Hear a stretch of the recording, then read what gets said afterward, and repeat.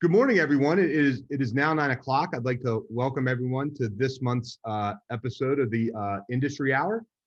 And I'm pleased to welcome from Graybar Electric, Scott Kennedy and Walt Nicora, who's going to talk to us about Graybar Service Solutions. So with that, Scott and Walt, thank you so much for being here with us this morning. And I'm going to go ahead and turn the floor over to you.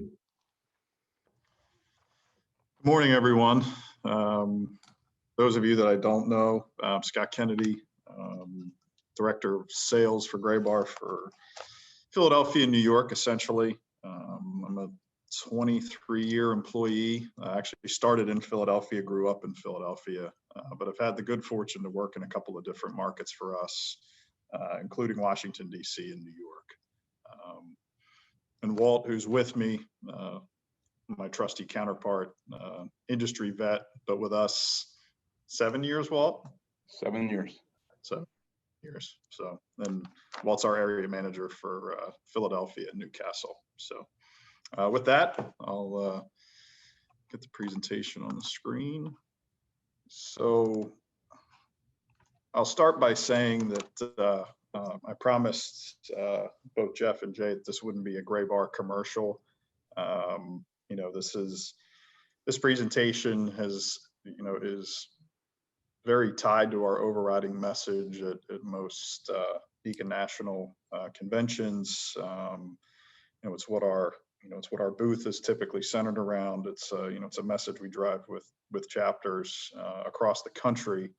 And some of you may have seen it in the past. I know Walt's probably seen it a few times, but try to add a few things that are cutting edge. And it's very much about building solutions with our customers. And most of the examples I'll talk about are from other parts of the country, things that I have been involved in, things that my counterparts have been involved in, just to talk about some of the ideas that we've built with customers. And being transparent, most of the ideas were customer ideas. So, you know, the other overriding message, you know, for all the contractors on the call is challenging distribution as a whole, you know, not just Graybar, to help you save on labor, which is obviously your biggest exposure. So with that, we'll jump into it. Building in the top right there is our original building. Gray and Barton, Elijah Gray and Enos Barton were the founders of our company. We're in our 152nd year as a company. Presentation wouldn't be a presentation without a mission statement. Lowest total cost of ownership is really what the presentation is about. So a couple facts on the screen. You know, the one, I guess it's my top left, electricians spend about 40% of their time on non-installation related activities. You know, if this was a live presentation, I would ask folks to agree or disagree. It's typically split down the middle, but typically quite a bit of agreement there. You know, and a lot of what we talk about is driving is solutions that limit walk time, that focus on more time installing for your labor force. So, and obviously the shortage of skilled workers, I think everyone knows that. And you know, a lot of this is about becoming more efficient in your installation activities. So supply chain engagement, presentation is missing the red arrow back to, there should be a red arrow on that bottom Graybar perspective. But, you know, when we talk about working together, you know, on a service solution, you know, the one comment from this slide, and obviously I'm not going to read everything here, is project award is really the time to talk to distribution, you know, at hopefully Graybar, about building something together. You know, that's the time when we can really lay out and look at the job specifically and say, you know, here's what we want to try and do. Here's what we think is going to save us, and see if we can build that together. So the one takeaway here, you know, if you're going to engage a supply chain on building a solution together, it should be at project award. Oh, there's my red arrow. So my presentation even is fooling me. So vendor partnering, for those of you that are familiar with Dr. Perry Don Sherry and agile construction, agile procurement, this is something that I've been involved in with a couple different NECA contractors in other parts of the country. Where you talk about partnering, with a particular vendor, whether it be Graybar or another, by job. And the value-added services, the familiarity with the job, and the savings that the contractor realizes in material handlings on site. And you can see 40%, is the number. And obviously I noted where that came from, so you didn't think I was making that up. So just something to think about, when you talk, when you think about building, building solutions, when you talk about working with distribution, it's a model that contractors are employing in varied parts of the country. Not so many regionally here, with the exception of one, but a strategy that some are using. So a lot of things on this slide. We'll walk through some of these things. I forgot to mention in the beginning, we'll keep this quick. It shouldn't take me more than 20 minutes to get through this, and certainly stop me if you have any questions along the way on anything at all. So you can see all these things. We'll walk through some examples. Inventory for us, we have plenty of it. We have a couple of big warehouses in the region that support the region. So I think most folks will know that. Material staging, fairly common service solution, something we and others do, but certainly something that a little bit of pre-planning, we can stage material to service any job, and something you should certainly consider for your jobs. And these are just some examples, some nice pictures of some of our warehouses. So one of the things that we've been getting into, and have been for a few years, is have a project come in. We'll talk a little bit specific to lighting later in the presentation, but bringing the not only staging it but unboxing it, getting rid of the waste. Obviously, waste is something that all of you have to deal with at your job site. We take care of the waste. We deliver. We do a little bit of assembly. To the extent that it makes sense, to save you on-site time, and then obviously pack up what we're delivering. We're showing a couple of data racks there, but it applies to just about anything that we sell. So you can imagine the savings of the unpacking and the recycling of the waste.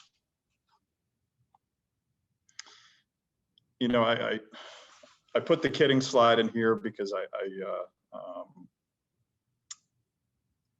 kitting's been around forever. I'm sure some of you have done it, but that stat on the on the savings of having a distributor kit is the average of a couple consultants that we paid to look at it a few years back.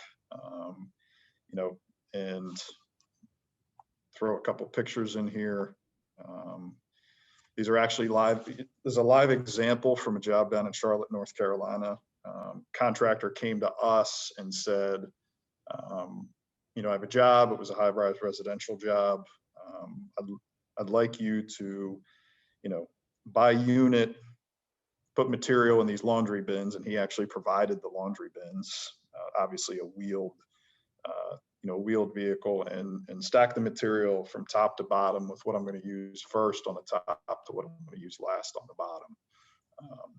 Deliver 4 or 5 a day. We pick up 4 or 5 empty carts, fill them up, deliver the balance the next day.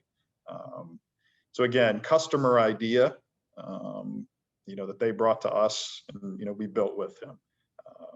The savings was, according to him, was significant. And the first job was successful enough that we did multiples after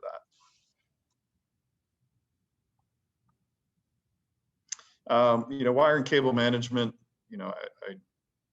this is more about some of the special things we're doing. I mean, obviously cutting, paralleling, things along that line, that's something that distribution provides to all of you. You can see some of the things we do, which doesn't, it isn't that different from our competitors, but, we THHN, X, both copper and aluminum, we have in our building.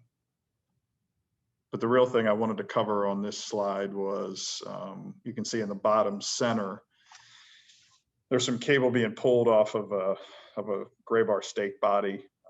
I've been involved in a few of these, and we do it as a regular turn where the job sets up for it. Our most recent example was a high school stadium lighting project out on Long Island. We obviously put the A-frames on our stake body. We had a row 3 and then a row 3 behind it. We pulled up literally in the middle of the field, and the contractor did the pull right off our truck, and we pulled away. No setup time, no breakdown time. Obviously there's a cost for it, but it's something to keep in mind when you have jobs that set up for that. Works very well, has been very successful in the places that I've done it. Our smart reel, it's one of the manufacturers has a similar solution in the marketplace.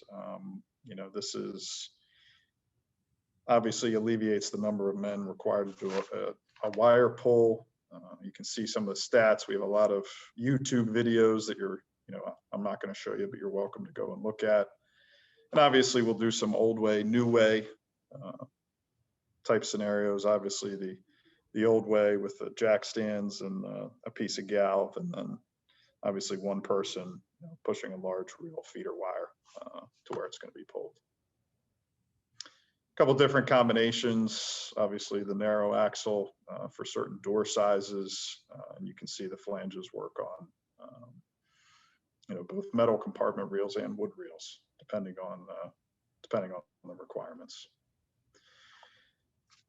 So conduit carts, obviously quite a few requirements on jobs for wheels. We're delivering more and more conduit on conduit carts.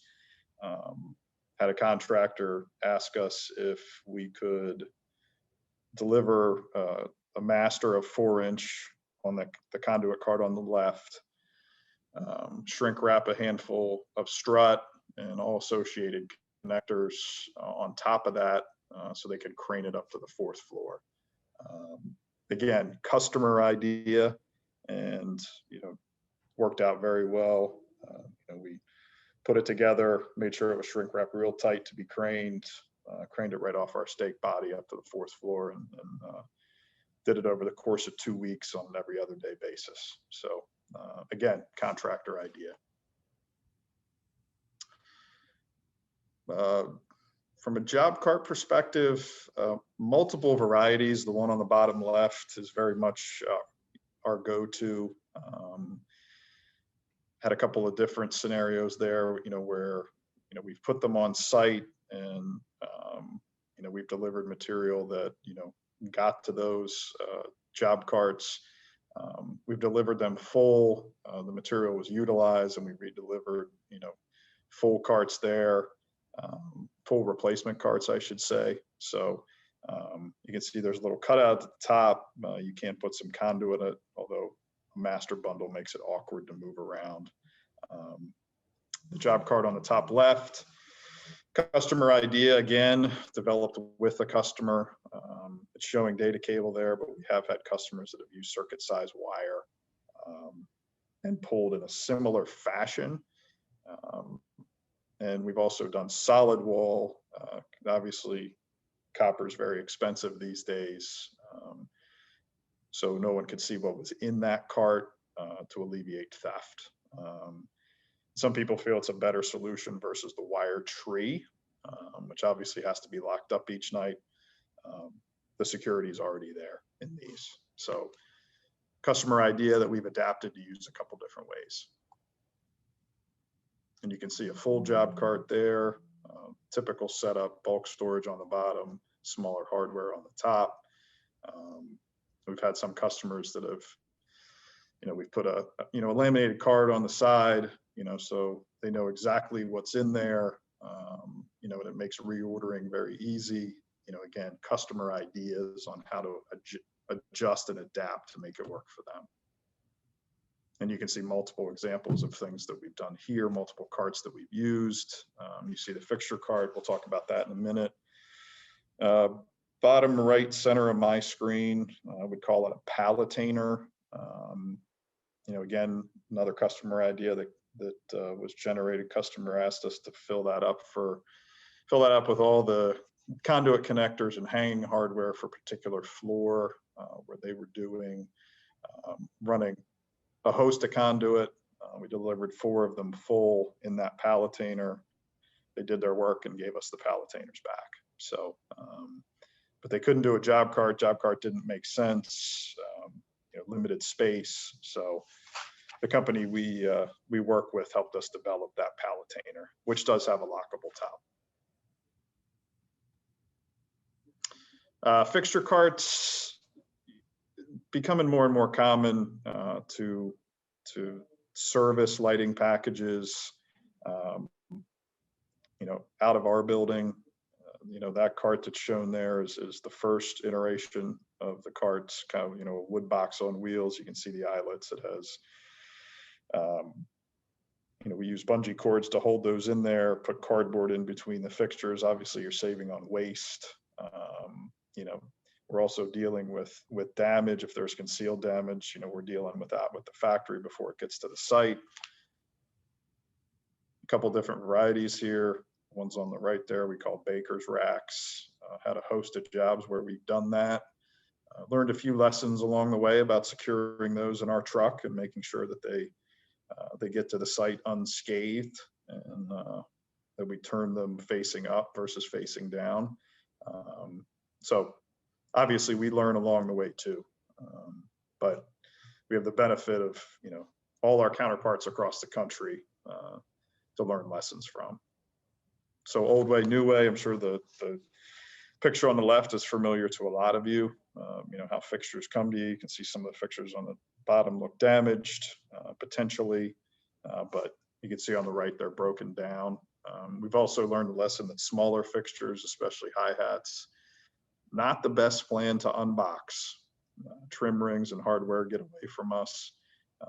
So typically we leave those boxed, but put them in a wheeled container of sorts for easy movement around the job. So as an example from the Midwest, it didn't make sense to unbox the fixtures. So we used essentially hand trucks. And obviously you can see that they're labeled by room, and then tie wrapped onto that and delivered that way. Right off our truck, right to where they're being installed. So obviously you can see the savings. This here, I won't read through everything, but this was a time study that we did in New England on, we'll say, a manufacturer container coming to site and using a Graybar fixture cart. And you can see, the things that we eliminate on site by using the fixture cart. And the reduction in time handling fixtures. I mean, obviously that says 82.8%, but even if it was half of that, it's still a significant savings in terms of material handling. The pictures here, trailers, this has been around with distribution for a long time and it's still a solid direction. We have trailers on multiple job sites in the region and across the country, used in a variety of ways. Trailers feed job carts on a job, become a central material depot. We deliver material to the trailer, stock the trailer. So certainly an option.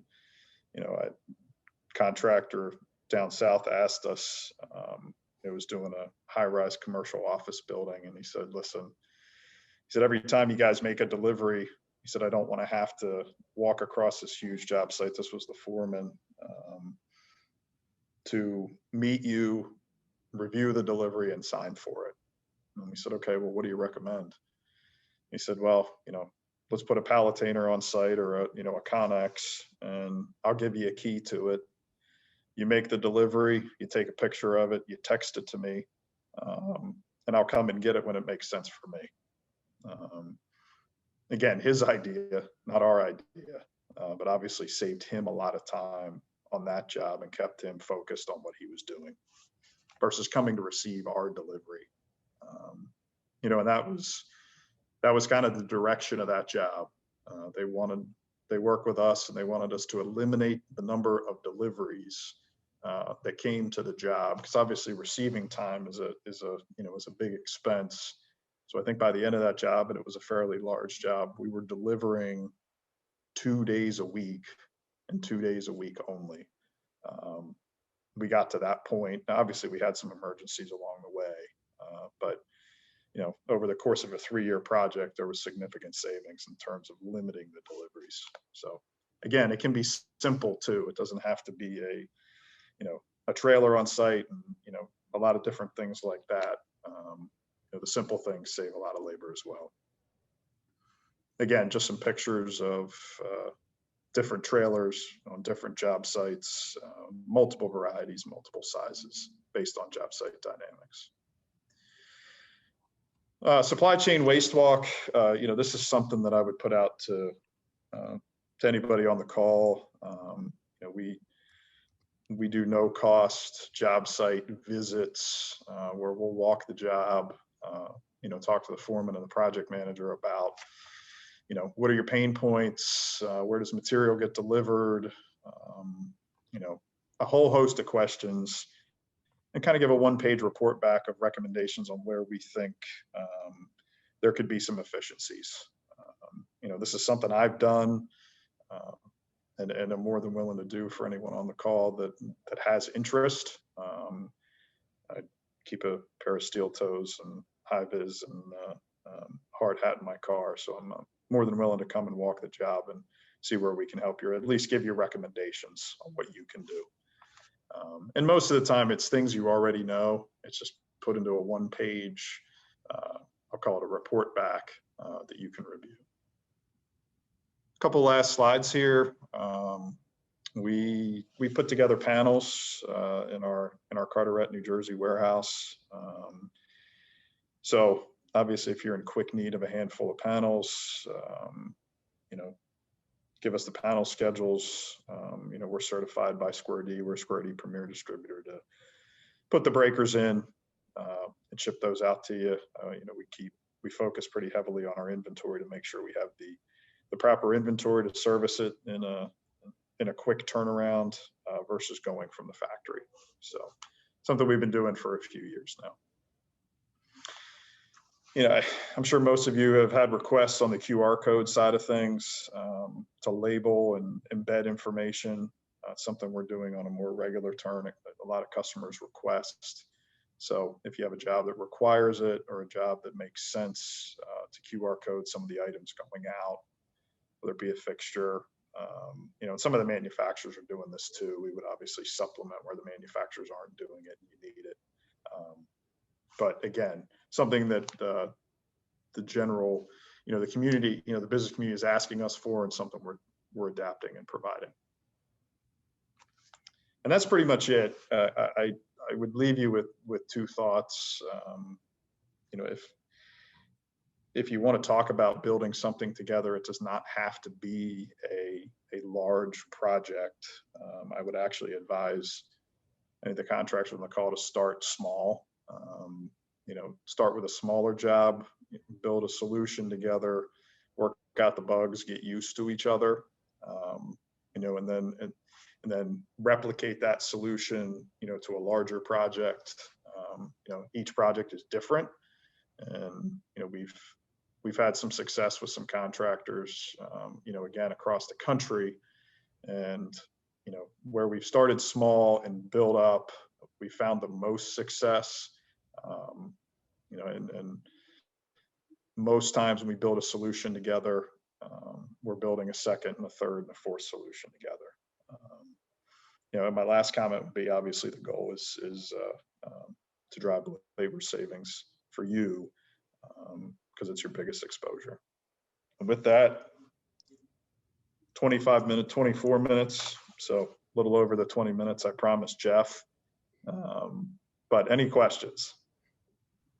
anyone has any questions, please feel free to unmute yourself and ask. And if you're not comfortable doing that, I am here monitoring the chat window. I'd be more than happy to ask your question for you.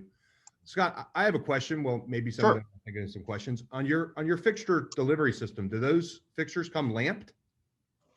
It's gonna. I mean, most of the fixtures are LED these days, so Right. Okay. So, to answer your question, yes. That's great. That's Morning, great. Scott. I have a question for you. Sure. Is there a rental fee on the job carts, or is that part of your delivery charge, or how does that work?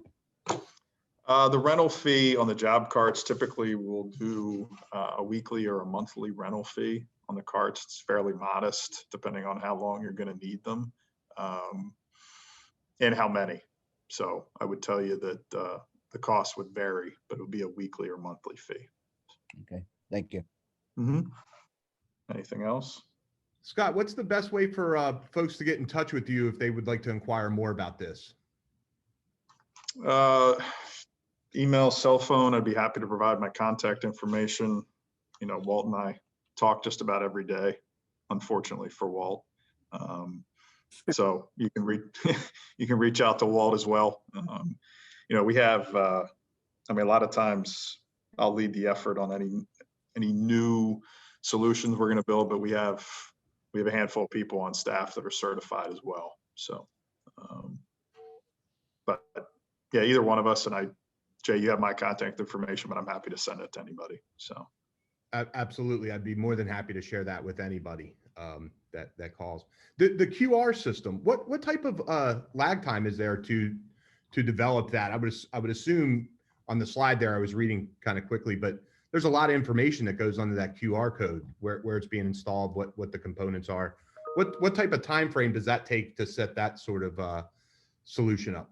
So it depends on the information. I mean, you know, a lot of what we've been seeing is really just I guess a spec sheet is what most people are looking for in that QR code, and that's fairly easy to embed.